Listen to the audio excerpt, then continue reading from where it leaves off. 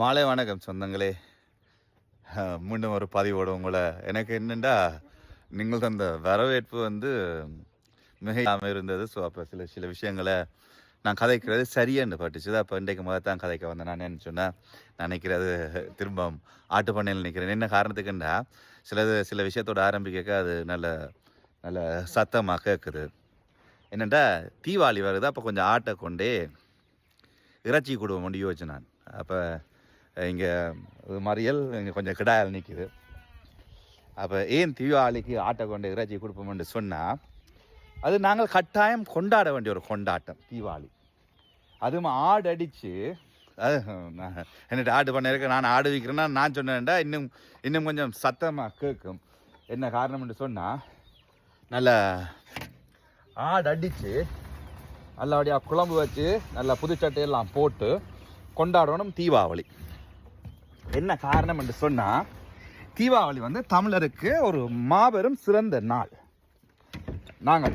நாங்கள் தமிழர், அதுவும் இலங்கையில் பிறந்து வளர்ந்த தமிழருக்கு தீபாவளி மாபெரும் சிறந்த நாள். நல்ல கிடாயில் கொண்டு போகிறேன். ஏன் சிறந்த நாள் என்று சொன்னால், எங்களோட முப்பாட்டன் ராவணனை அழிச்ச நாள்.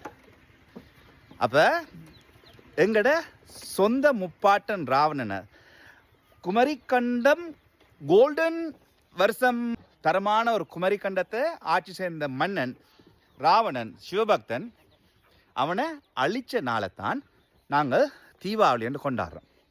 அப்போ அதுக்கு நாங்கள் என்ன செய்யணும், புதுச்சட்டை போட்டு அப்படியே ஆடு அடித்து குழம்பு வச்சு ரசித்து சாப்பிடணும்.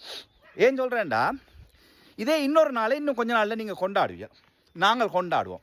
நீங்களும் இல்லை, என்ன இந்த இதுதான் சொல்கிறேன். என்ன காரணம் என்று சொன்னால், எங்களுக்கு அப்படி ஒரு ஒரு சாபக்கேடு. என்ன எதுக்கு என்ன செய்கிறோம்னு தெரியாமல் கொண்டாடுறோம் நாங்கள். இன்னும் கொஞ்ச நாளில், இன்னொரு 500 வருஷத்தில் என் பேர பிள்ளைகள், என் பூட்ட பிள்ளைகள் ஒரு நாளை கொண்டாட வைப்பாங்க சுற்றி உள்ளவங்க.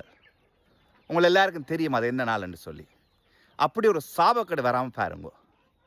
இதுக்கு நீங்கள் கமெண்டில் என்ன காரி துப்புவீங்க, கணக்க நியாயம் கதைப்பீங்கள். ஆனால் தெரிஞ்சவன் விளங்கினவன் சரியாக கதைப்பான்.